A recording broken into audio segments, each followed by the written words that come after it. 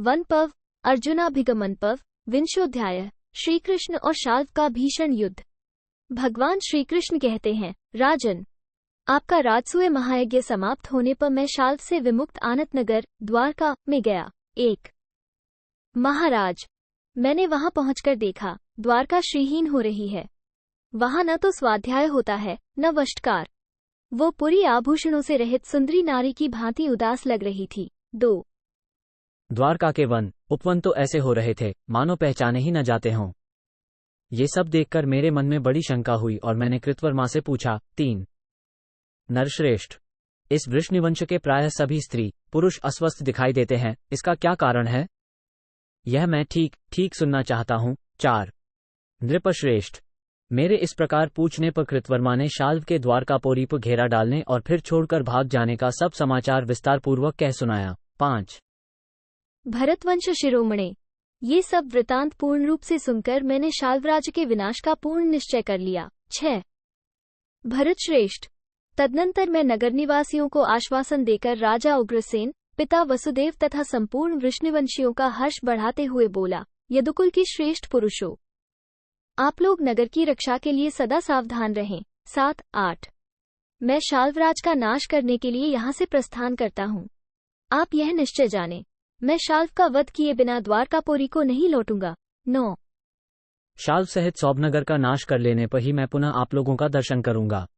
अब शत्रुओं को भयभीत करने वाले इस नगाड़े को 3 बार बजाइए। 10 भरत कुलभूषण, मेरे इस प्रकार आश्वासन देने पर सभी यदुवंशी वीरों ने प्रसन्न होकर मुझसे कहा, जाइए और शत्रुओं का विनाश कीजिए। 11 प्रसन्नचित्त वाले उन वीरों के द्वारा आशीर्वाद से अभिनंदित होकर मैंने श्रेष्ठ ब्राह्मणों से स्वस्तिवाचन कराया और मस्तक झुकाकर भगवान शिव को प्रणाम किया।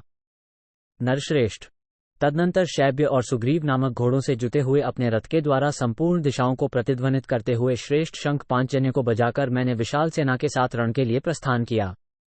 मेरी उस व्यूहरचना से युक्त और नियंत्रित सेना में हाथी, घोड़े, रथी और पैदल चारों ही अंग मौजूद थे। उस समय वो सेना विजय से सुशोभित हो रही थी। 12-14 तब मैं बहुत से देशों और असंख्य वृक्षों से हरे भरे पर्वतों, सरोवरों और सरिताओं को लांघता हुआ मार्तिकाव्त में जा पहुंचा। 15 नरव्याघ्र, वहां मैंने सुना कि शाल्व सौभविमान पर बैठकर समुद्र के निकट जा रहा है।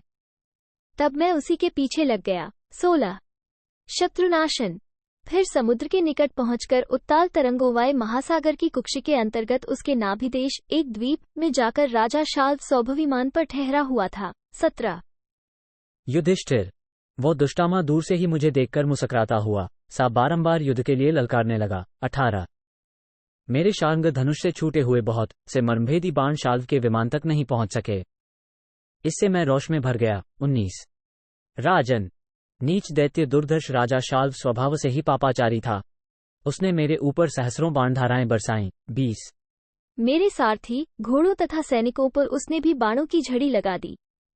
भारत, उसके बाणों की बौछार को कुछ न समझकर मैं युद्ध में ही लगा रहा। 21 तदनंतर शाल्व के अनुगामी वीरों ने युद्ध में मेरे ऊपर झुकी हुई गांठ वाले लाखों बाण बरसाए। 22 उस समय उन असुरों ने अपने मर्मवेदी बाणों द्वारा मेरे घोड़ों को, रथ को और दारुक को भी ढक दिया। 23 वीरवर, उस समय मेरे घोड़े, रथ, मेरा सारथी दारुक, मैं तथा मेरे सारे सैनिक सभी बाणों से आच्छादित होकर अदृश्य हो गए। 24 कुंती नंदन, तब मैंने भी अपने धनुष द्वारा दिव्य विधि से अभिमंत्रित किए हुए कई हजार बाण बरसाए। 25 भारत, शाल्व का सौभविमान आकाश में इस प्रकार प्रवेश कर गया था कि मेरे सैनिकों की दृष्टि में आता ही नहीं था, मानो एक कोस दूर चला गया हो। 26 तब वे सैनिक रंगशाला में बैठे हुए दर्शकों की भांति केवल मेरे युद्ध का दृश्य देखते हुए जोर जोर से सिंहनाद और करतल ध्वनि करके मेरा हर्ष बढ़ाने लगे। 27 तब मेरे हाथों से छूटे हुए मनोहर पंख वाले बाण दानवों के अंगों में शलभों की भांति घुसने लगे।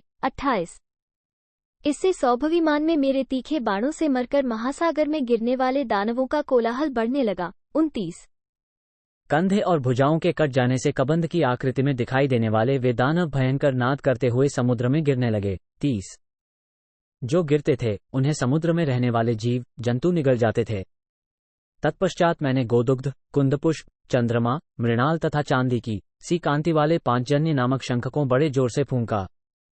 उन दानवों को समुद्र में गिरते देख सौभराज शाल्व महान मायायुद्ध के द्वारा मेरा सामना करने लगा।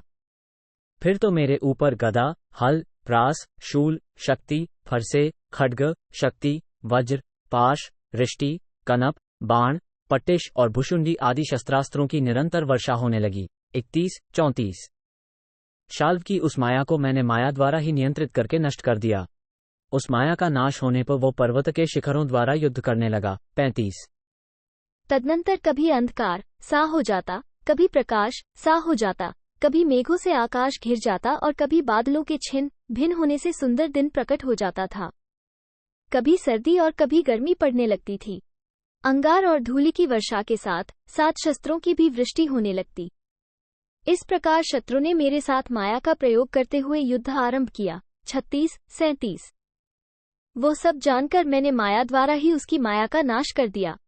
यथासमय युद्ध करते हुए मैंने बाणों द्वारा शाल्व की सेना को सब ओर से संतप्त कर दिया। 38 कुंती पुत्र महाराज युधिष्ठिर, इसके बाद आकाश 100 सूर्यों से उद्भासित सा दिखाई देने लगा। उसमें सैकड़ों चंद्रमा और करोड़ों तारे दिखाई देने लगे। 39 उस समय यह नहीं जान पड़ता था कि ये दिन है या रात्रि। दिशाओं का भी ज्ञान नहीं होता था। इससे मोहित होकर मैंने प्रज्ञास्त्र का संधान किया। 40 कुंती कुमार, तब उस अस्त्र ने उस सारी माया को उसी प्रकार उड़ा दिया जैसे हवा रुई को उड़ा देती है। इसके बाद शाल्व के साथ हम लोगों का अत्यंत भयंकर तथा रोमांचकारी युद्ध होने लगा। राजेंद्र, सब ओर प्रकाश हो जाने पर मैंने पुनः शस्त्र से युद्ध प्रारंभ कर दिया। 41 इति श्री महाभारते वनपर्वणि अर्जुनाभिगमन पर्वणि सौभवधोपाख्याने विंशोऽध्यायः। 20 इस प्रकार श्री महाभारत वनपर्व के अंतर्गत अर्जुनाभिगमन पर्व में सौभवधोपाख्यान विषयक 20वां अध्याय पूरा हुआ। 20